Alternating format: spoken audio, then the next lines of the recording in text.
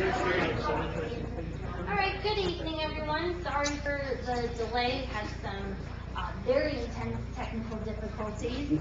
But I'm Erin Brady. I'm the Coalition Coordinator. I coordinate all the programs and events for the Conflict Prevention Coalition, including this event. We'll have the Hot Kids, which is something also the Coalition coordinates with, as well as with the Youth Advisor, Janine.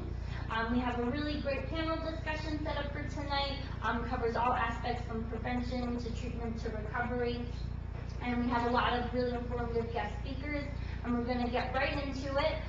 We have Araya, who is the new contracted health educator for Chilton, and she will be doing the panel discussion moderating. But before we get into that, we have the Hot Kids from the high school who are going to be doing a short presentation about what they're doing in the high school and events and programs they have planned for this year. So Carly and Kelly, you guys want to come up?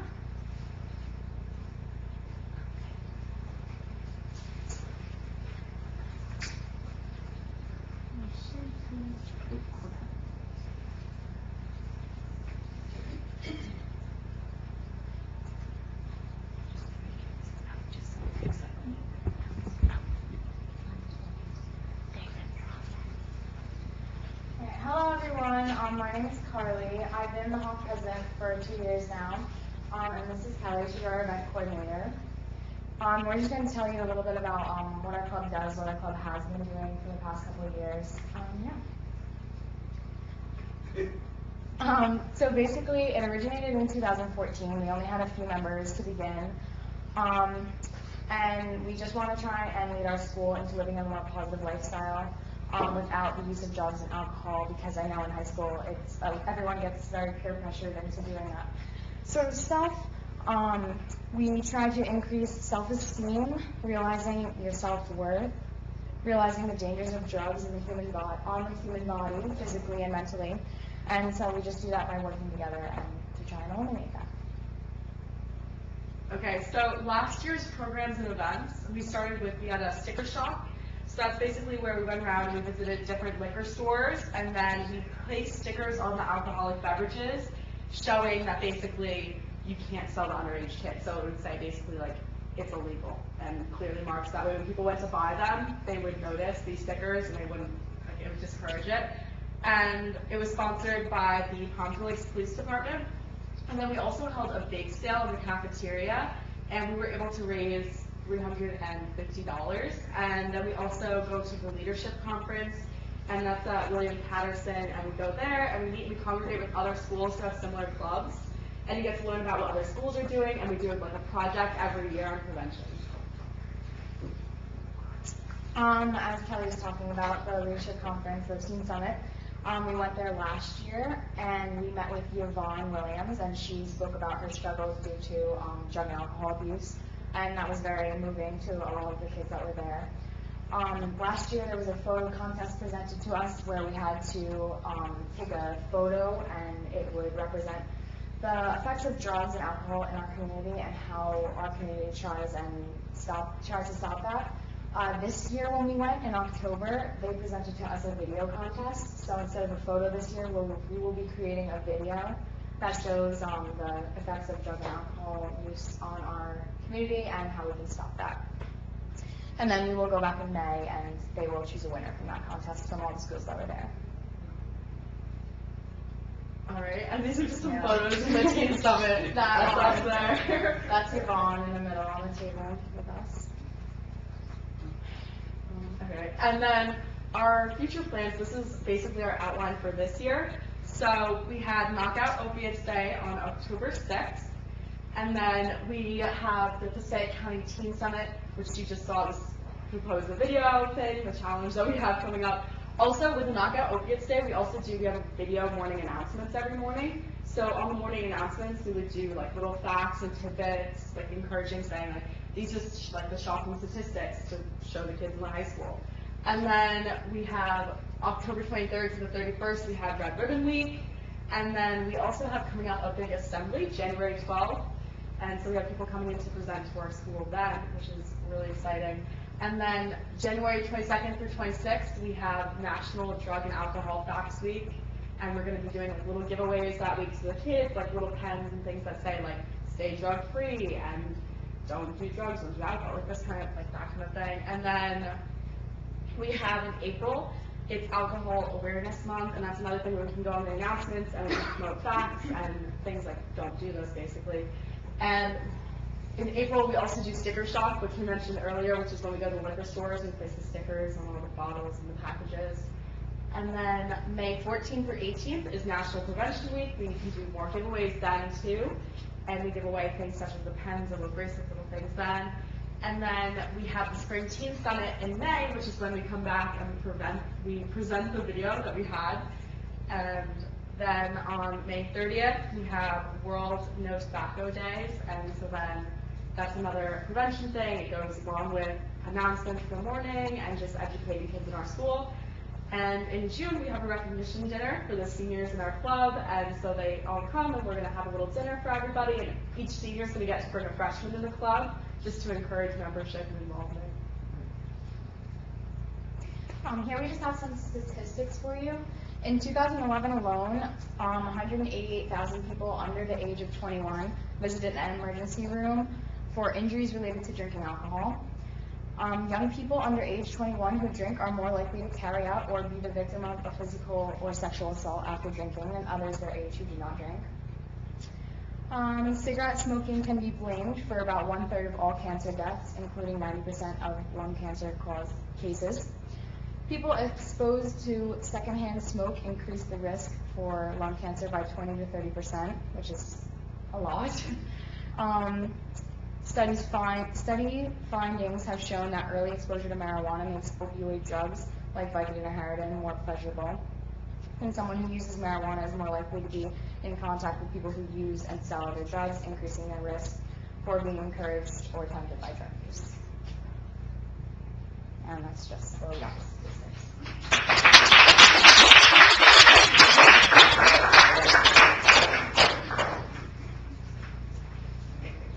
Thanks, ladies, for that wonderful presentation and for the work that you've done. So for tonight, we have panelists, and if you have any questions, just please note who those questions are for, and you will have the opportunity towards the end. So again, I'm Aurea. I'm the health educator from Pumpkin Lakes Health Department and Children's Medical Center. So first, we have Victoria Ladaro. She's a current graduate from Moravian College with a bachelor's degree in public health. She's the Assistant Coalition Coordinator for the Health and Wellness Coalition of Union County, HAWC for short. HAWC does a lot of great drug and alcohol prevention in Union County. Their priorities are underage drinking, new and emerging drug trends, opioids, and marijuana. Tonight, Victoria will be presenting HAWC's current drug trends presentation. Please welcome Victoria. Hello, how's everybody doing tonight? So, as said before, I'm Victoria Ladado. I'm from the Health and Wellness Coalition of Union County. We also call it HAWC. And tonight, like I said, we're going to be doing a little bit of current drug trends. And to begin, I just want to go over some different terminologies that we use today. We no longer want to use the term addiction because it's a very harsh word. So we want to encourage individuals to use the term substance misuse. And the definition is provided above from our former Surgeon General, Vivek Murthy, I believe is his name. And then moving forward, we also would like to use the word substance use disorder to describe that substance misuse. And the substance use disorder occurs when a recurrent use of alcohol or other drugs causes clinically or functionally significant impairment, such as health problems, disability, and failure to meet major responsibilities at work, school, or home, and that was said by the Substance Abuse and Mental Health Administration. And this little chart up here, it just describes all the different substances that have been used within the past couple of years. And as we can see, the illicit drugs are one of the top ones, being the misuse of cocaine, marijuana, and psychotherapeutics, so that includes all the opioids that are prescribed. And with that being said, we also have to take into fact that 8.3 million children in the United States live with a parent who has a substance abuse disorder, and we have to keep those children in our minds because we never know how they could be lashing out at school or having those difficulties, and we need to make sure that we have a special lens for them and always keep them in our minds. And with that being said, there is a statistic saying that 9 out of 10 or 90% of individuals will have a substance abuse problem by the age of 18. So those are still our youth, and it's such a young age. They're adults considerably, but they're still really young. They have the whole rest of their lives ahead of them. And the Surgeon General also stated in his report that 1 in 7 people in the United States are expected to develop a substance use disorder at some point in their lives. And with substance misuse, we have to take into relation how much money is being spent from our government. It's $442 billion estimated each year, and that number continues rising. And with those costs, we have to consider the healthcare cost that goes to those individuals that seek recovery, lost productivity costs, so the individuals that aren't working, and then the criminal justice costs for those. And this graph is actually one of my favorites because, as you can see in the previous years, that blue line was related to motor vehicles, accidents and injuries and deaths.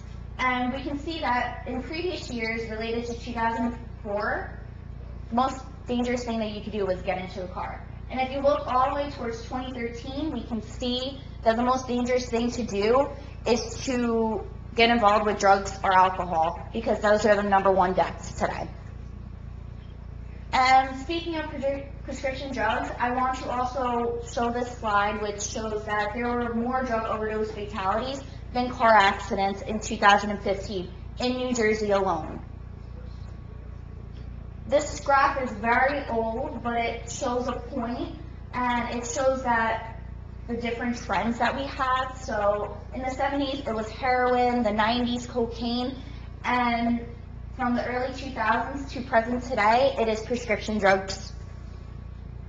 And this graph just shows some different things that go along with prescription drugs.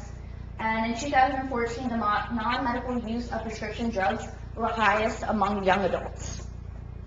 Now, when speaking of prescription drugs, we have to take into consideration how individuals are receiving these drugs. 55% of those individuals receive them from a family or friend. That's right at home, right at a friend's home, in their medicine cabinet. So we want to take into effect that it is important to utilize your town or anywhere in your state's prescription medical drop box locations. And the amount of prescribing that has been increased is really alarming. As you can see, back in the 90s, it was 180 towards today, which is closer to 700 or 650. This slide is also one of my favorites because it shows the different states that have more prescription painkiller prescribers than over 100 people. Luckily, New Jersey falls in that under 100 people percentage, so we want to keep it that way. And when we speak of prescription painkillers, we want to talk that 4 out of 5 or 80% of individuals who use heroin originally started with prescription painkillers. I'm going to move forward and talk a little bit about electronic cigarettes and vaping. So here's a little tidbit as to what SAMHSA said, and it really describes like what vaping is, the definition of it. And then this little graph up here shows the facts and data that not many people know, and the little graph at the bottom is one of my other favorites. A lot of them are my favorite, clearly, but it shows that the perception of vaping is not very high. There's many dangers that are in relation to vaping that individuals don't understand. For instance, what's in an e-liquid? There are many different chemicals that go into an e-liquid. Traditionally, everything that goes into a cigarette goes into an e-liquid, and it's things that you wouldn't want to put in your body, just like a cigarette. And the issue with this, with vaping, is that sometimes when the chemicals mix with different ones, they can explode, causing it to explode in your face, as well as the batteries that are in the vapes aren't very stable, so they can also explode as well. And when we speak about vaping, we also like to hit upon marijuana, because marijuana can also be in a form of an e-liquid, And typically marijuana only refers to the dried leaves, flowers, stems, and seeds from the cannabis plant. Here are some different effects that can be caused on the brain from marijuana. I like to hit upon the long-term effects because there can be a decline in IQ, it can alter the individual's personality, you'll have relationship difficulties, and in the end it will most likely lead to schizophrenia, other health problems such as lung cancer, heart disease, and so forth. Different things that happen to the body as well are up here, but I like to hit upon how sometimes men, if they continue using marijuana, they can have lower testosterone and sperm rates, and women, if they use during pregnancy, there can be low birth weights or poor brain development in the infant. Moving forward, we're going to speak a little bit about alcohol, and as the lovely ladies hit upon before, individuals who are younger than 21 and start utilizing alcohol will be involved in violent behaviors, attempt suicide, engage in unprotected sex, have multiple sex partners, and develop alcohol problems later in life. Individuals who are aged 12 to 20 drink 11% of the alcohol consumed in the United States. The risk of teen alcohol abuse includes addiction, mental health issues, and arrests. And alcohol is the leading factor in car accidents, homicides, and suicide deaths in relation to individuals 15 to 24 years old. And it is said that 1 in 5 teen drivers involved in fatal crashes do have some form of alcohol in their systems. So when we're speaking about all these different drugs and alcohol, we like to touch upon the perception of risk. And what that is, it is when something is more dangerous as seen, it is less likely an individual will be able to use it. And this graph I have up here shows the risks, the perception of risk and marijuana use. And as we can see in the green line, where marijuana use is high, our perception of risk in red is super low. So as you can see in like the 90s, the perceived risk of harm was really high and the use was low. And now as we move forward into 2015 and further to date, we see that it's that inverse relationship again. So we have to raise awareness with our children. And what I recommend is parents talk to your children. 50% who have that conversation with their parents as to what their expectations are will less likely use. And an ounce of prevention is worth a pound of cure. So with that being said, it's important to know these prevention strategies that I've stated and move forward with them. And for children, I want to touch upon refusal skills. It's very important to know these. What I recommend is, first you want to say no and mean it. Stand firm, tall, and maybe shout it if you have to that you are saying no. If that doesn't work, you want to give an excuse or make up a lie, a reason as to why you can't do it. Once again, if that doesn't work, try suggesting something else. Maybe let's go to the mall and go shopping. Let's go get a slice of pizza. Let's go bowling. Various different options. And then the last thing is to leave and ignore the situation. Call mom or dad. Tell them that you are uncomfortable. They will gladly pick you up. And that concludes my presentation. Are there any questions? Yes. Question I have, Victoria, coming up with a new governor in the state of New Jersey. Yes. It seems the intent of the governor and the legislature, they want to propose to make marijuana legal. Yes. In the state here. And it seems like you can see from the graph how it started in the early 90s. Mm-hmm. And now it's going back up again because it seems a lot of these states, Colorado, a lot of these other states are going to medical marijuana. Yes. And having it legal in California. And apparently this state, I mean, some of the things here, I know we're trying to do this. Mm-hmm. It seems somewhat counterproductive. It is counterproductive in some measure, but in some other measures, it's worth it. So when I speak for marijuana legalization, I'm speaking for the one portion. It's called CBD, which is the medicinal portion of the marijuana that does provide the medicinal effects. Whereas where we are now, individuals are wanting to legalize marijuana for the THC content, which is the psychoactive content. So I want to open those eyes and show that when we are legalizing marijuana, we need to legalize it for the correct purpose, not the improper purpose. So it's a very tricky subject, and I feel like our governor will do what is right for the purpose, but like I said, it's very difficult. So that's why we go out And we do these types of presentations. We do them for the youth as well, where we discuss the different effects of the THC. This one is a very short presentation, so if Erin or anybody else would like, I can always reach out and provide the appropriate current drug trends with all that other information. Yes? I noticed up there, it is an opiate, but really wasn't mentioned, was the fentanyl. Fentanyl, yes. And really the danger of it. It's highly dangerous, yes. And should be an emphasis on that. Yes. So I have one fact that I always love to share, and it's 2 milligrams of fentanyl, or carfentanil, which is like 2 little grains of salt or sugar, can sedate a 2,000-pound elephant. So imagine what happens if that goes into either your heroin or if you're prescribed it. What could happen to your body? What happens to a 2,000-pound elephant? What would happen to our 100-pound individual cells?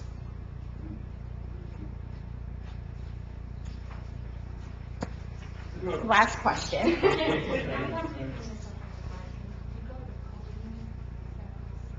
No, because I don't want to be videotaped. And I can be loud enough if you need to. I was looking at the earlier part of your presentation. You were talking about SAD, right? Substance abuse disorder. Yes. And I'm not sure I agree with that because, you know, a disorder isn't just, I don't know, it's an addictive behavior. And if you are an alcoholic, there's a mindset and a physical symptom. If you're a drug addict, it's a big mindset and a physical symptom at the same time. And a disorder isn't necessarily combined too. I'm not sure that renaming it and giving it like a really nice name is really the best thing for these people. I think a person should be titled alcoholic or drug addict so that they understand the reason for that. You know, if you're drinking every day and you know it's bad for you, that's alcoholism. And you're still compelled, you still have a compulsion, which is that mental illness part, to drink constantly. The same thing with somebody that uses. And I'm not a real proponent of legalizing marijuana because from my end of my experience, I've been on this earth like 60 some odd years, I have seen the disasters that start with marijuana use at 12, 13 years old, and that carries forward to watching these kids dying because they're picking up heroin on the streets and using it. I have a friend that lives in Monmouth County, and they lose somebody, a kid, like every other day. And it doesn't matter how much of this stuff that they carry around in the police cars to administer for them, you're still going to lose them. So I've learned that you cannot scare an alcoholic or an addict.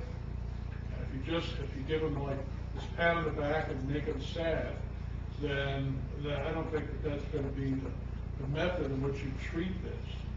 And certainly, if you're talking about education, a substance abuse disorder to me just doesn't sound like, well, that might be a problem for somebody else, but it's not a problem for me. And I think that's the mental image it presents.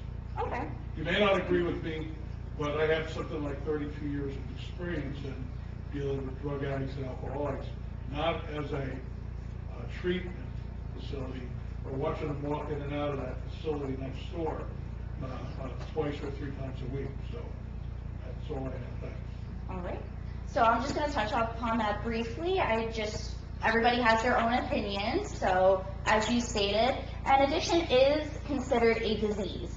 So for myself, I've used substance abuse disorder as the term for that disease. And as a prevention specialist, I do like to use that term because we're not speaking to those in recovery or those who are seeking treatment. We are preventing it. So we like to make sure that that term is understood from here on out. All right. Thank you, everyone. Thank you, Victoria. Okay. So next we have Sarah Durang. She's a case supervisor for volunteer advocates. She supervises, trains, and provides support to advocates for children in the foster care system. Their advocates work with the children personally and with their resource parents, teachers, biological parents, and caseworkers to ensure that the children have the services they need during this very traumatic time. The volunteers advocate for the best interest of the children in court, providing the judge and other parties with an objective voice in the proceedings. The same volunteer remains on the case, which may have many caseworkers, resource parents, and other service providers in the hopes that the children will have at least one consistent person in their lives during this experience. Please welcome Sarah Dillon.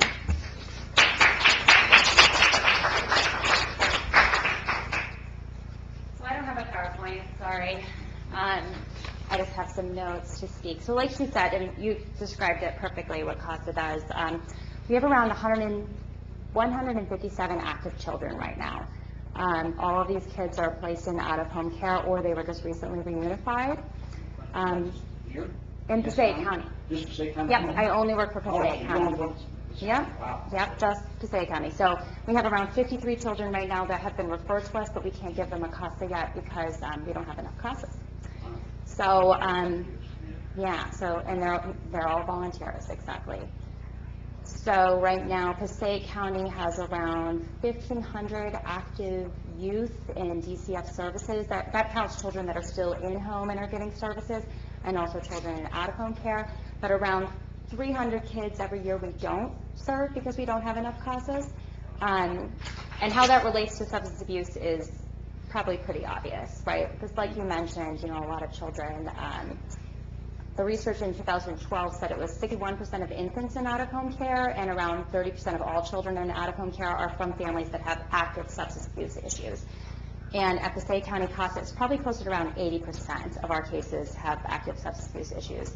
That might be because we are more likely to be referred cases that are difficult. I'm not sure why. On my personal caseload, I have 28 cases and 22 of them are substance abuse involved.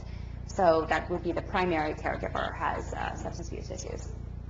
So there are many ways that we see children impacted by this substance abuse. Obviously not all children whose parents are engaged in substance use are abused or will be abused or will be neglected, but they are at increased risk. So a child who has a parent with substance use disorder is 3 times more likely to be physically or sexually abused, and they're more likely to enter the child welfare system, just in general. Obviously, like if a parent is using during their pregnancy, then they would be more likely to be able to seek out prenatal care because they're afraid that somebody's going to call DCP&P on them, or they might not seek it out because they're so active in their drug use that they aren't really able to get it together. They don't even know that they're pregnant. And then we have a lot of our children that are born substance abuse exposed. They're born addicted. They go through withdrawal. And they're in the NICU for a little period of time. That can affect them developmentally later, obviously, and we do have cases where we don't see that, and that's positive. But also, you know, even beyond that, it can create a very chaotic living environment for the kids. Something that we see over and over again is the instability in the housing situation. So children whose parents are using substances will have chronic homelessness. They're living in cars, they're couch surfing, they're going from friend's house to family members. They're getting kicked out of home upon home because family members get tired of dealing with the, you know, with the abuse, with the behaviors, the drug abuse behaviors, and that creates a lot of chaos for the kids. They don't know where they're going to be, and it creates chaos in their school because they're changing schools sometimes when they're changing homes, and that's probably one of the most frequent callers of DCP&P at the schools because the children will have huge extended absences, sometimes like more than a month at a time, or they're not attending school at all, or maybe the parent doesn't let the school know that the child is not coming back, so then they're worried, like, where did this kid go? Sometimes the child will show up to school late, or they'll sleep all day, and, you know, the teacher is wondering what's going on with this kid. Maybe they're not getting a lot of sleep in their current home because they're sleeping on the floor, they're sharing a couch, they're sleeping in a car, or they're sleeping in a shelter. So we do see that in our kids. Another way that we see substance abuse impacting our children is criminal activity. You know, we have a lot of kids who are removed because their parents are engaged in criminal activity with them there. So, for example, the parent is picked up for buying or selling drugs and the child is with them. Or they're pulled over for drinking while intoxicated and the child is in the car. or they're picked up for shoplifting and the kid is with them.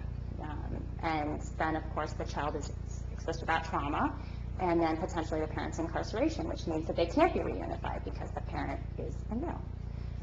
And that's frightening to a child, because then they're not able to even have consistent visitation with them, and even if they do have visitation, that's a scary experience to go visit your parent when they're in jail.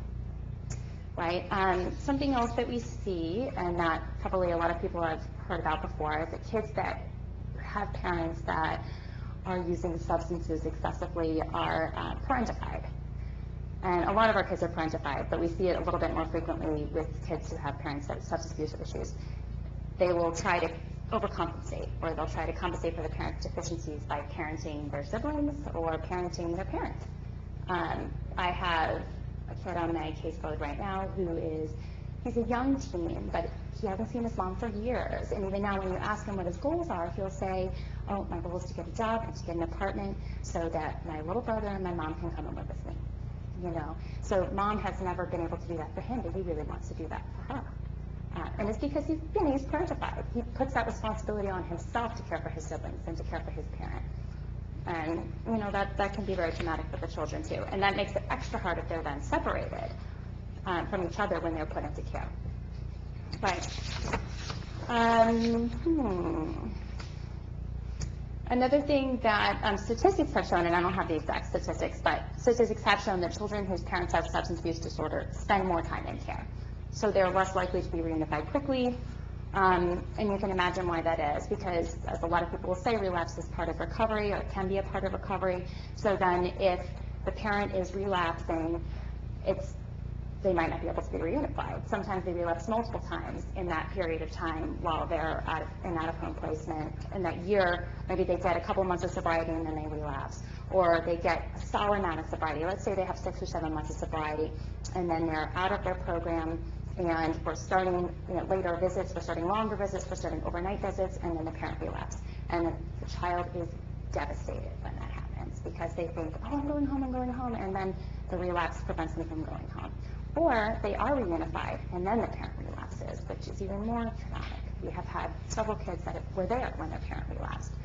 I had 2 very young kids whose parent relapsed, and they were found on the street sitting on top of their mother's passed out body, and that I can't imagine what that did to them.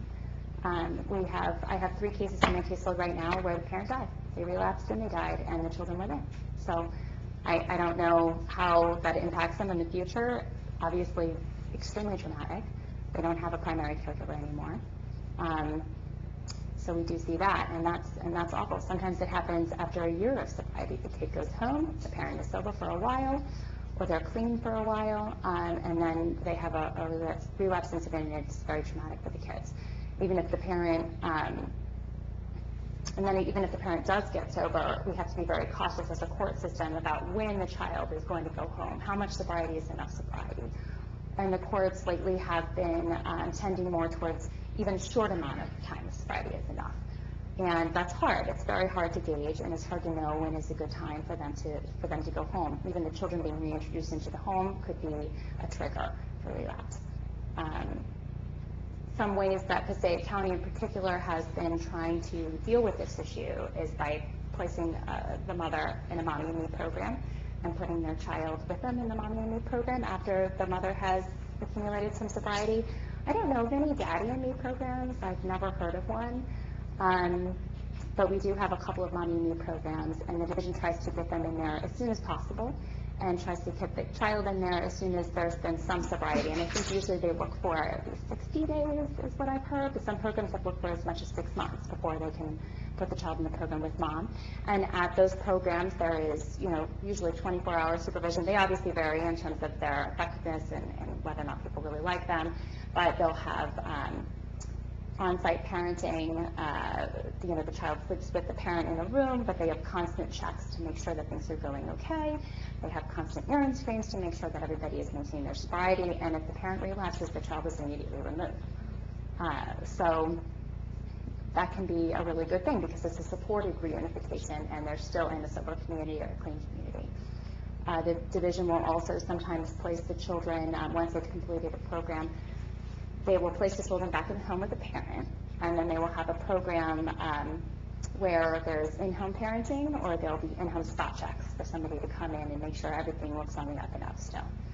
And those have somewhat limited effectiveness, but it's a way that they have used to try to reunify and provide supports in the home so that relapse doesn't occur. That is everything that I know so far. If anybody's interested in volunteering, we have materials out on the table out there. Does anybody have any questions? Can you explain a little bit to everyone how the volunteer interacts with the child? Absolutely. So the volunteers are trained, but then they do their visits on their own. So every month a volunteer, at least once a month, they're supposed to visit with the children. And it depends on the kid's age. We have kids from 0 all the way up to 21. We don't appoint a volunteer to a case where the child is over 18, but the cases will continue over 18. So if you're appointed to a 16-year-old and they're not in a home by the time they're 18, they're not in a permanent placement, then you will stay on the case. So if the child is a little bit older, the interaction is totally different. But you go and you try not to, you're not going to like interview them. You know, you'll play and you'll talk to them, get to know them. You can go to the school and talk with them at the school. You should go to the home and talk with them in the home where they're with a foster parent. So that's typically how our volunteers interact, monthly, if not a little bit more frequently than monthly. And they also represent them in court when necessary? Well, the law guardian is the representative of the child and what the child wants. The CASA will come and give the viewpoint of the best interest of the child, which sometimes, as you can imagine, is different. Right, because the child might want to go home to a parent who is still using because they just love mommy so much. And the law guardian has to make that argument while kind of maybe being a little bit cautious and inserting some adult common sense in there. The CASA is only speaking for the best interest of the child. So sometimes that means they say, the child does really want to go home, but we don't believe that's in their best interest right now. We want to see a little bit more sobriety before they go home. Question I have for you. I'm on council here. I've been retired for 5 years. These folks are here in town. As far as, you've been doing this for a while, as far as me as a representative, we had, at least in our legislative district, which covers parts of the same county, we have a new senator and 2 new assemblymen. What can I do to let them know what you might need? I understand money, everybody needs money. But as far as, do we need more beds, do we need more this? Because I need to be done regularly. So as a representative here at the lower level, or even on there, we go speak with them and our representatives, the higher ups. What can we tell them that you might need to fight as a tool? Is there something you can tell me? Listen, tell them we need more beds. We need more, volunteers that can get it, more programs, more things. What are some of the things you think? More volunteers. Yeah, more volunteers is so huge. I mean, we love to give presentations to groups about potentially volunteering for CASA. Another thing, just in general, child welfare needs is sober living, housing. We have a lot of problems with housing right now. These are things I like to bring to them as my representative on all Housing levels. is huge in Passaic and Patterson right now. And because I have been seeing, beds there, in the program, but in terms of after the program, being reunified and housing for sober living, yeah. Good, thank you. That was kind of my purpose of getting you. Thank you, I appreciate it. Thank you so much. Yes, thank you.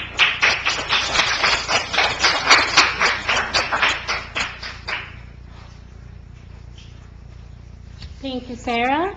Next, we have Ms. Vivian Khalil. She's the Senior Assistant Prosecutor at the Passaic County's Prosecutor's Office. She has been a prosecutor for over 17 years and has prosecuted narcotics cases in both New Jersey as well as in the Bronx, New York area. She was also the head of the Narcotics, Gangs, and Violent Crimes Unit, where they investigated narcotics activity from street-level sales all the way up to and including wiretap investigations that have crossed over county and state lines. Please welcome Ms. Vivian Khalil. Good evening, everyone. Thank you. I don't have a PowerPoint presentation either, but I do have some visual aids. I've been asked to speak about certain topics, specifically the Good Samaritan Law, as well as the parents who host, what happens to them.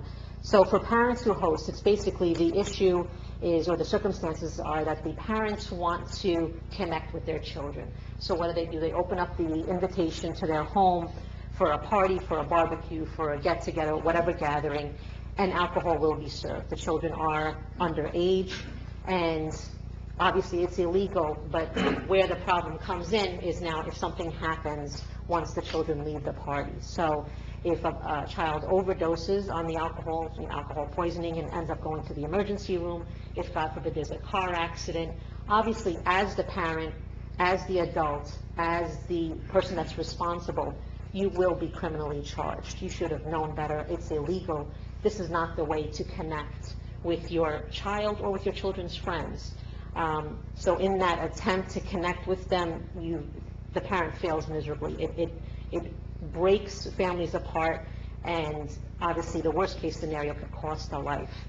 As far as the Good Samaritan Law, this was passed pretty recently, and it was actually in the beginning referred to as the Bon Jovi Law. John Bon Jovi's own daughter was found overdosed, and what the fear was prior to the law was that if a victim had overdosed, if they called for help, or if someone who was with them, very rarely does somebody shoot up or do drugs alone. They're usually with somebody. If the other person is overdosing, the fear was if I call the cops, I'm going to be charged. I'm either going to be charged with possession, I'm going to be charged with the endangering of this person. But what the Good Samaritan Law put into place is that if you called as a victim of an overdose or with someone who is going through the overdose, you will not be charged for the simple possession charges of the drugs. And obviously what it provided was the safety and the assurance that people could call with confidence. And I mean, people were leaving, victims, just walking away for fear of prosecution. So it provided that peace of mind. But what I wanted to really stress today, I really do want to thank Aaron for putting this together, because I think the only way that the issue of drugs and alcohol can be addressed and overcome is with education. There is a lot of stigma that comes with drug use, and being that we work in Passaic County, Patterson is a major hub for heroin with the fentanyl. People are coming across state lines, paying the tolls and coming to Patterson. The heroin is pure, it is cheap, it's very powerful, and I hate to say it, but the kind of people that are coming to Patterson, this is not it's their problem anymore. This is our problem. We have children who live in multi-million-dollar homes in Wayne that are getting high with heroin from Patterson. Every time an officer in Passaic County administers the Narcan that you were referring to a person that's suffering from a heroin overdose, they have to fill out an incident report. And I look at these reports, I have to fill out a report, and I submit them to my secretary. And she came to me one day, she says, I think you made a mistake, Vivian. I have two with boys, both 18 from Wayne. And I said, it's not a mistake. The same day, two boys, Wayne Valley, Wayne Hills, 18 years old, both overdosed the same day. They don't even know each other, complete strangers. I had another female who would come from Orange County 3 to 4 times a week. I asked her, I said, I need to know, give me the number of your dealer, the name, tell me how you do the whole thing. She was caught with a lot of heroin on her, actually. She says, I don't have a number. I don't know what you're talking about. I said, how do you get the heroin? She says, I drive down, I park, and they come. And they ask me how much I want. I tell them, I give them the money, and that's it. And she did it 3 to 4 times. The gas, the tolls, and she just sat there. Within minutes, she had her heroin. And so I'm not going to give an opinion as to what you want to refer to them as addicts or substance abuse. That is a personal opinion. I don't know if softening the title or the way we approach it is the right answer. It has to be blunt. The pictures have to be blunt. The stories have to be blunt. The consequences have to be blunt. A lot of people say we can't arrest our way out of drugs. And as a prosecutor, I take a little offense to it, because there has to be a consequence. You can't rub their back and say, please don't do this again. there is a consequence to drug use, to drug sale, and we have to educate our children. Let them know. More than talking to them and sitting with them, you've got to get into their phones. You've got to get into their computers. You have to monitor their social media. The amount of damage that this is doing to them with the pressures and the bullying and all the enticement that goes on with it, it's going to kill our children. I want to show you just one case that we had prosecuted in Passaic. And this was a warehouse in Passaic where they were making synthetic marijuana. This is one copy of each package that they had. Altogether, they had over 20,000 of these packages. When we went to execute the search warrants, they had cement mixers for the leaves, and this is stuff that was ordered overseas from China. They would have the leaves, they had the acetone to spray it, they had the chemicals to put on it, and then they would mix it, and we had to fill our own warehouse with the amount of materials that they were using to make this. Then they would fill this, they had a driver who would take it to whoever was ordering them, and then they would sell it. And you'll see these packages, and if you have a chance to come up, you'll see how they're geared with their graphics to the younger kids, between the Minions and the Angry Birds and the Scoobies and stuff like that. They are geared and advertising to the younger people. And the bodegas that sell them, the people behind the counters feel that they are immune from prosecution because on some of the packages it says, not for human consumption. You know, don't eat it, don't take it. And they say, well, I can't control what somebody does, with it once they purchase it. I'm thinking it's potpourri. They're going to burn it and it's going to smell nice in their home. So I can't be held liable. But in this case, 5 people were arrested. They've all pled guilty. But it's just an indication of how much they are targeting our children. Nobody cares who the victim is. We executed a search warrant last year. We arrested 3 out of 5 children in one family, and they were children of a former narcotics officer. 30 years he was on the force, and now 3 of his kids are arrested for distributing drugs. So I can't stress enough, it is here. It's here. It's not the wrong side of tracks issue anymore. It's the way it used to be back in the day. But with heroin, and it was mentioned that it comes from the prescription pills. A lot of times the kids, especially if they're in sports, they get an injury, they get prescribed a prescription. The prescription of the opioids doesn't heal the injury. It blocks the receptor of the pain. That's all it's doing. You get used to it, but your prescription runs out. So they can shop. We've prosecuted doctors who are blindly writing prescriptions for money, not even checking you. We've prosecuted them. And the prescription runs out.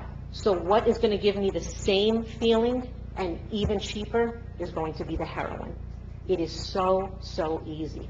And so I can't stress enough to you this message, to bring it to your children, to sit down with them, to really, really get involved, because it's our children.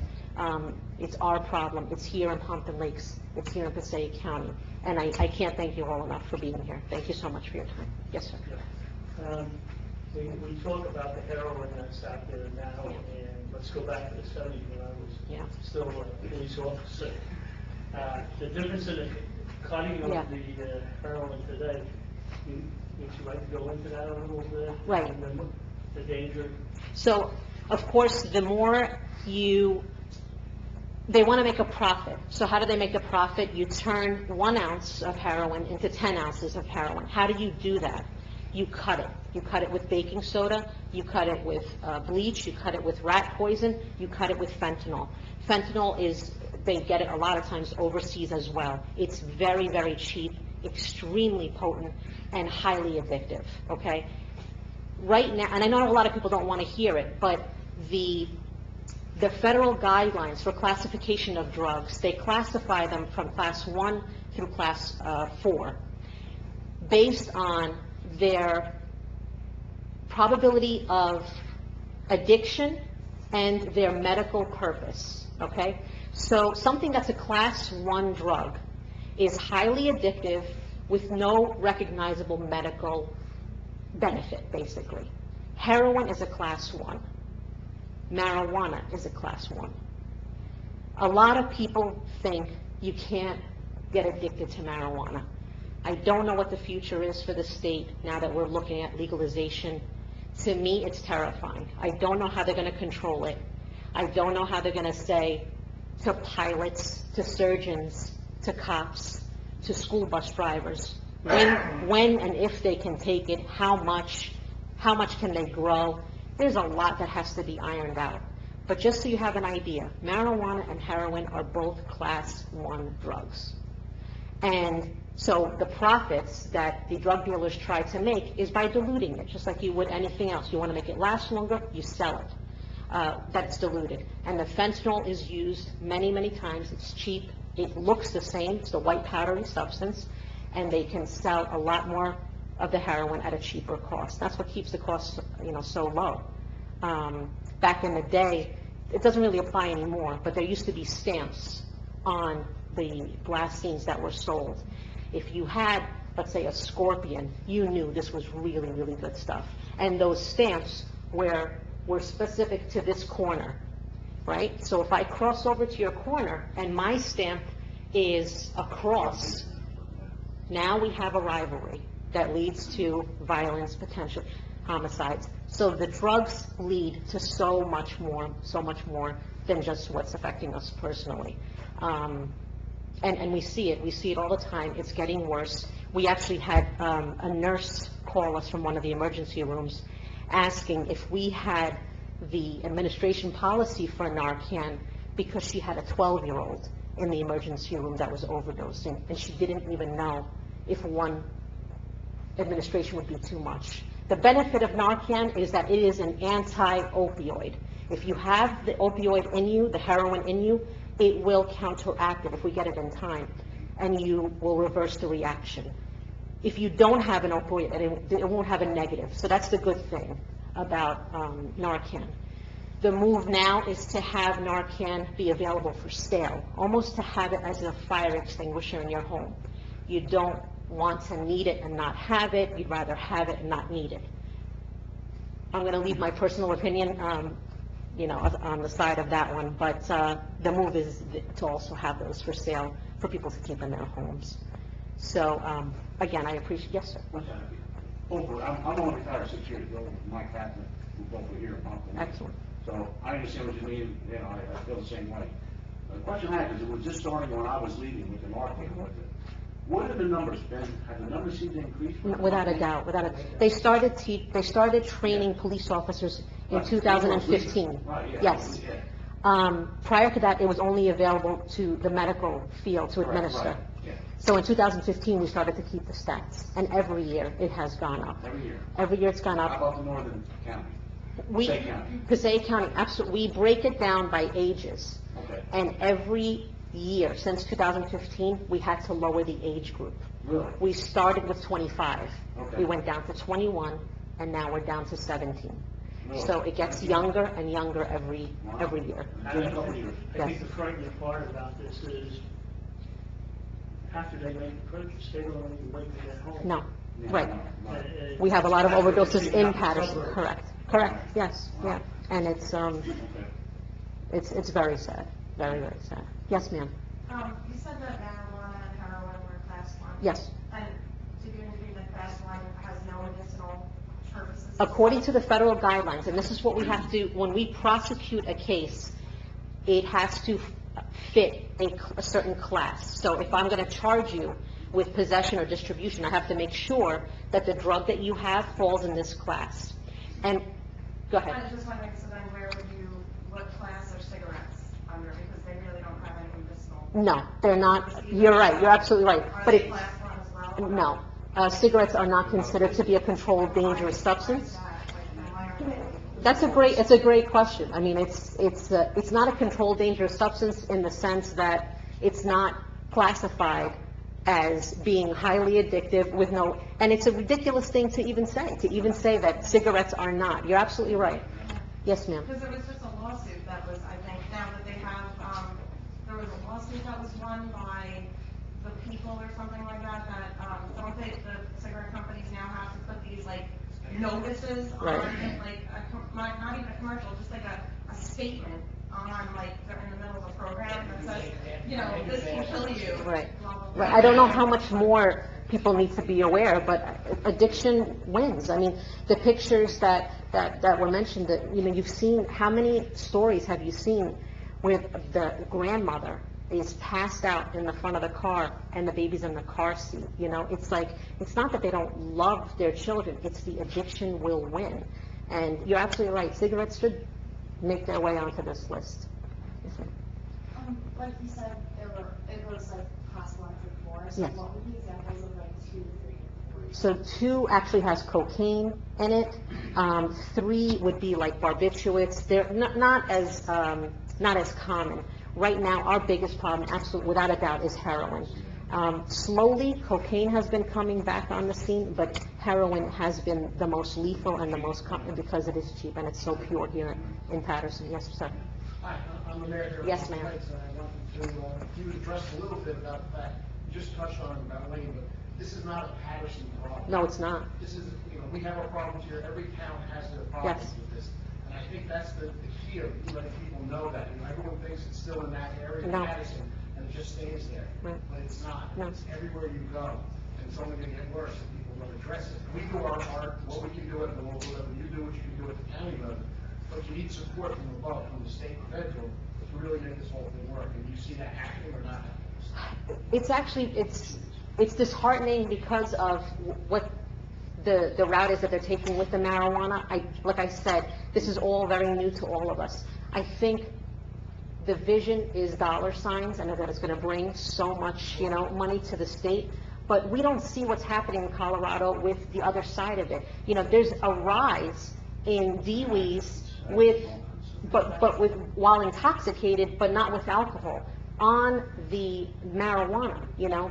The THC levels are what's being controlled here. Again, I'm not speaking about any of the medicinal with PTSD or seizures or anything this is all about recreational marijuana that has the THC levels. And I think that money is going to drive this law, and I think only when somebody is injured that matters. It's not going to be my kid, it's not going to be the guy next to me. When somebody matters, that's when this will all be addressed. But I think right now it's a money-making initiative. On the local level, because I know, speaking to our officers and my chief, you know, there's going to be a cost involved. Yeah. If they have to figure out a way to identify somebody who's on marijuana. Right. They're going to have to train them, there's going to be costs involved to the town, it's going to be passed on to the taxpayers Right. to take care of that. Right. And no one's addressing that issue, if Right. they're supposed to come forward. And, you know, They're not addressing a lot of issues. You know, they're looking at it as, well, he'll take the money and he'll fund pensions, or he'll fund, you know, schools and things like that, and that's what people want to see, of course, but at what cost, you know? So it's very new to us, and I don't know how it's going to play out. Yes, ma'am? I was just wondering if between, the PCP, we've seen an increase in PCP use that leads to kids being removed, and I have not seen PCP for a long time. Right. So kind of surprising, like PCP, yeah, we've seen it like 3 or 4 cases. We've had a few cases, very, very few, in a liquid form, though, the PCP in the liquid form. Right. The one concern I would say with the marijuana is it'll be readily more available. So when we have people out driving around, we have an alcohol problem. But I dare say socially, those two things are going to mix, and that's going to create a problem, a further problem. And again, I don't want to put my personal opinion, but I can't see it not be a problem. You know, how do you control, it's just like the alcohol, you know, you have your rules and this and that, but people still, you know, drive while drunk and operate machinery and, you know, driving school kids and everything. And I think the fact that it's driven by money is, you know, it's sad. It's really sad and very dangerous. Thank you very much. Thank you all. Thank you, Vivian. Again, please hold up your questions. You will have that opportunity after all the panelists present. So next, we would have Mr.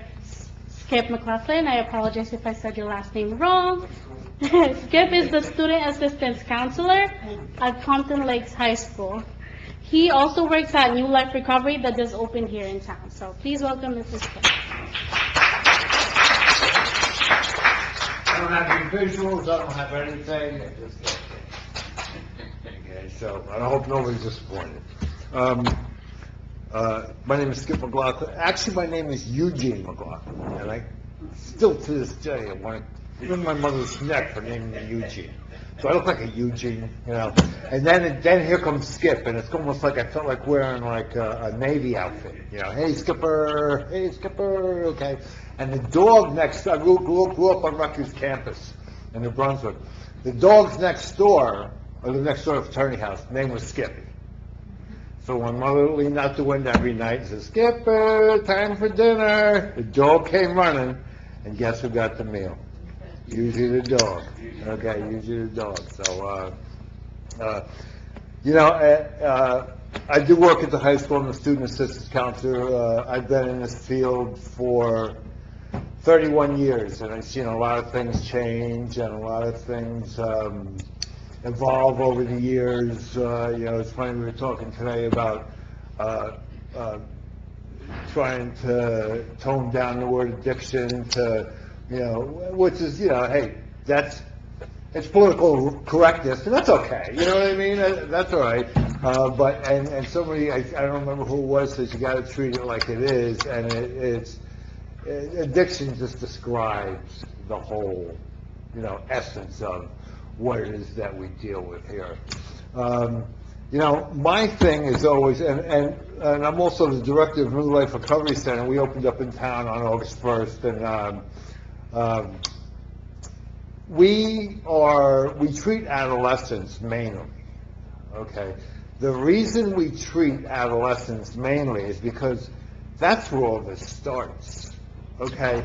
If you ask anybody who claims themselves to be addicted, okay, one thing you'll find is that when they were under 21 years old, when their brain was still developing, okay, that was the onset and the genesis of their use, okay? That's where it started. It's rarely that you find somebody who starts using or never drank or used anything at the age of 21 and over, that all of a sudden become an alcoholic or a drug addict, okay? It's always, the genesis is always in the teen years, in the developing brain. And I could go into that and talk about that for a million hours, all right? But what we try to do is, and the best thing, and I heard a lot of people talk about it, is just the information. Knowledge is power, okay? That's an important thing to understand. And once you're an addict, okay, and this is my belief, after all my training and everything I've been through, you are always it, okay? There's not a cure. It's chronic, incurable, and progressive. It's those three things. And if it's defined in the DSM-5, I don't even know what DSM is out anymore. I don't know if anybody else does. But it'll list a lot of things that are on there that you'll know once you have it, okay, that you have it. You'll try, and addicted people try this too. They try to use successfully after being like a mess. Okay, they'll try to change drugs. I won't use heroin anymore. I'll just go to the bar over here and drink. They are notorious for becoming alcoholics, and alcohol being the drug of choice. Okay, that's called substitution or switching addictions, however you want to call it. And I also want to say something about cannabis. Okay, man, if there's anything that grits my teeth, is the use of marijuana. Everybody's talking about heroin. Yeah, heroin is a terrible drug. And by the way, it's not the heroin these days that's killing the people. It's the fentanyl in the heroin. Okay? If anybody understands and knows, I know about the rash of overdoses. I have lost, in the last year and a half, I'll bet I've lost 20 people that I know. Okay, in a year and a half. In a year and a half. Your place here? No, up in West Milford, up in West Milford, and all, and 20 people easy that I know, okay? Some as young as 19 and as old as 45, okay? And I think about Narcan too, and I've heard people say that if you come, let me tell you something, you come to my program, okay, and your loved one, because we also treat families, we won't treat somebody without treating a family, okay? And your loved one does not, and your loved one uses opiates, you have to get Narcan in your home, okay? People don't understand, okay? And Narcan, I'll tell you what, it's a lifesaver, all right? We're not talking about somebody stop using drugs. We're talking about giving somebody another chance to stop using drugs. That's what we're talking about. I've actually heard people say, well, Narcan is like enabling, you know what I mean? They do it once, they do it good, and the addicts go out and they get it. Hey! Okay, as long as they're alive, they got a shot at it.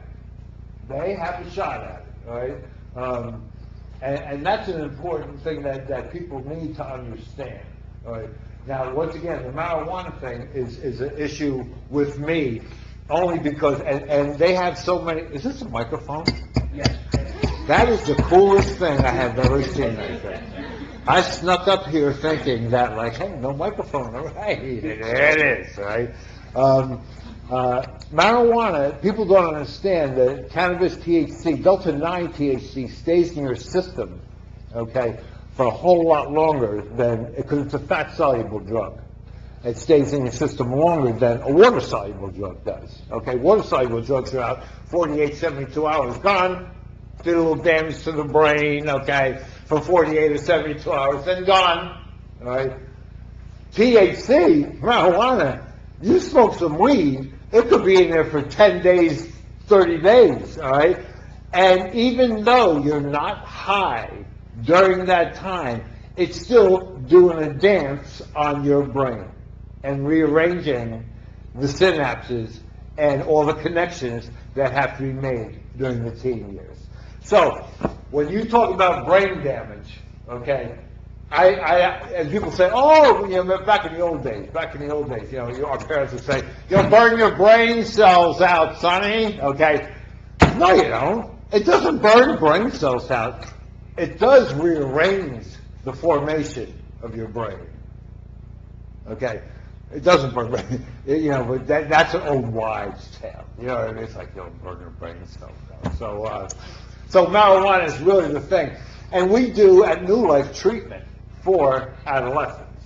We're not like, oh, they're not an addict. Why? Because they haven't, like, overdosed 10 times, because they're only using marijuana. This is early intervention stuff, okay? And they have to go through the recovery process the same as anyone else would. Abstinence is the way to go to them, okay? They have a chance, if they're abstinent, to make it, okay? If they want to continue on, before you know it, they'll be doing ecstasy and all the other drugs that come along with it, do some coke, do some pills. And the high school is not exempt from any of this. Our high school here in Pumpkin, it's not exempt from any of this. It's there. Okay, it's there. You know, they were talking about vapes before. I have a kid in treatment now who got caught with, he doesn't go here, actually, he goes to Don Bosco. Just messing up, I did anyhow. He got caught with 200 vials, tanks they call them, of vapes. Now, if you know what a vape is, some are pen size, okay? They screw a tank off of it, all right? And they put the tank on it that has the liquid marijuana in it. And they smoke that. Now, you can take that into school, smoke it in the bathroom, smoke it walking down the hallway, and it doesn't even smell like marijuana. Okay? It smells like just something weird, but it doesn't smell like marijuana. Okay? And a lot of kids these days are using those vapes, they call them Juuls, okay, in order to get high. And the strength of it is a whole lot stronger than than that marijuana, like they say, when we were kids. Okay, I'm not sure if I was ever a kid, but, so it's important to understand that if it's marijuana, because, as we go along and we feel like, well, everybody, you guys get it at home, parents, okay? Everybody's smoking pot, okay? It's like marijuana now becomes the alcohol when we were kids. Remember when we were kids, drinking was, ooh, okay? Now it's marijuana, okay? It's kind of taking its place. And when I do assessments on adolescents, used to be the first use of anything was like 15 years old, and then the second use would be marijuana at 16 years old. Now, the first use of anything is marijuana, okay, not alcohol. It's marijuana, and it's in the 7th and the 8th grade. 7th and the 8th grade. So that's how young it started, and that's how the progression is happening, and that's how things are going. We've been treating people for years and years, and I tell you, it's the people are always the same. The progression is more, but the faces are different, okay, and the progression is different, and the onset of use is different. And I'll tell you what I have seen is the harder, quote unquote, drugs, such as pills, Xanax, things like that, kids started to use those earlier. And they're starting to mix drugs. And alcohol is a drug, okay? They're smoking weed and they're drinking, they're doing Xanax and they're drinking. By the way, Xanax is pretty prevalent around here. I don't know if you guys know that. But you drink and do Xanax, you're going to have a problem, okay? That could kill you, okay? So, some of the things that we are doing, and we're trying to really, and there's different levels of care, okay, treatment. Our level is outpatient and intensive outpatient for adults and adolescents, okay? We are a drug-free program. We do not administer drugs. We don't promote drugs. We don't give drugs out at our place. If someone comes in and is on Suboxone or something like that, they're going to a private doctor for that. Okay, we'll give them the treatment, but they have to go to a private doctor in order to get the drug. So, and it's intensive outpatient, and some of the other levels of care are partial hospitalization. Intensive outpatient is 3 hours a day, 9 hours a week. PHP is 6 hours a day, 5 days a week. All right, and then there's inpatient where you go for 28 days, or depending on, they were talking. She was talking about money, and it's all about money. It's all about money. It's all about money, the level of care you go. It's all about money, the dealers, it's all about money. The pharmaceutical companies, it's all about money. The money is in the treatment, not the cure. It's in the treatment, okay? It's like, they say that there's cures for cancer out there, okay? But if you give the cure for cancer, you don't get the treatment and the money. Once again, it's the money. And wherever there's money, I'll stand up here and say this, because the regulations that we have to follow from the state are tough, okay, are tough. And they actually inhibit and restrict treatment a lot of times to other places, to people, okay? Insurance companies, oh no, we don't pay for that. We don't pay for that. We don't pay for that. Once again, I wind up, and at New Life, we wind up treating people a lot of times for free, okay? Because our policies, we won't turn anybody away. We won't turn anybody away. So, the one thing I wanted to talk about a little bit is the relapse process, okay? Because I heard a couple people say, well, if this one relapses or that one relapses.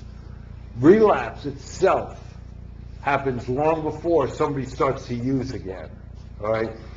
Once they start to use again, they're actively using again. The relapse is over, okay? That's when the relapse ends.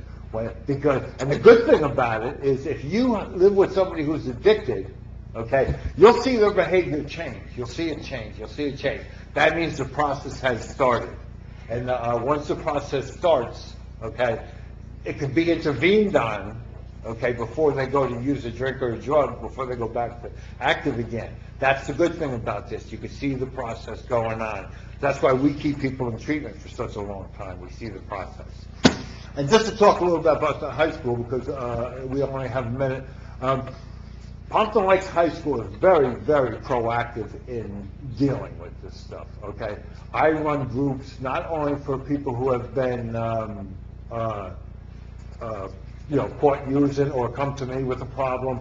I run those groups. We run groups for people who, family member has a problem, okay? Parents or brother or sister. We meet weekly, okay? We bring speakers into the school. Matter of fact, I think,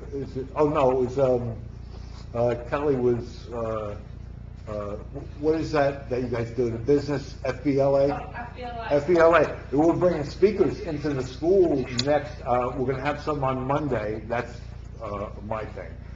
Then on the 7th and the 12th, we're going to all the schools. We're going to St. Mary's, we're going to we're going to Lakeside and the high school, okay? All day long speakers talking about their own experiences, okay? So the school's really proactive in dealing with this stuff. And I think that's probably why we're one of the safest schools around. So it's, but that doesn't make like, well, hey, there's no drugs there. That's right. Yes, is, don't put your blinders on, don't kid yourself, okay? So that's all the time I'll take. If anybody needs us or wants a card, just let me know after I give you a card, okay? And you can tell me that it's funny because I shouldn't do this, but I'm going to do it anyhow. People come and say, look, I got a friend of mine who has a problem. I love it, okay? Thanks, everybody.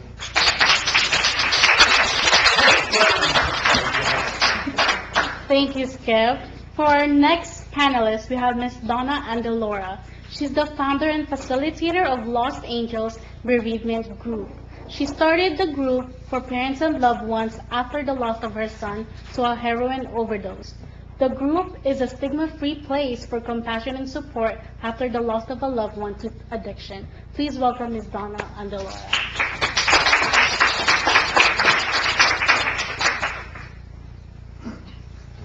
Hi, everybody. Forgive me if I stumble a little when I speak.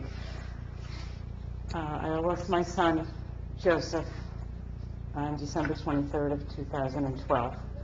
So I have his 5-year anniversary of losing him approaching, so it was a little bit difficult for me. But I want to touch on a few things, tell you a little bit about our family. So many of the things that were said tonight, I understand, witnessed, and lived firsthand.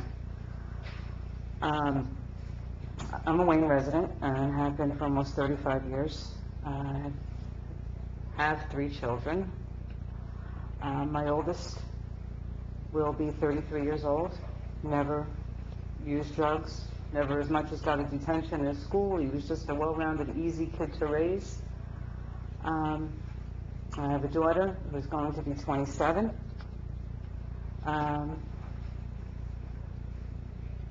Who dabbled in drugs, got in a little bit of trouble, but got help, and she's fine. She has a great job now. Doesn't use it all, and very, very proud of her. But my middle son was Joseph. Joey was the comedian in our family. He was too smart. My older son was, like I said, a solid, well-rounded B-student kid.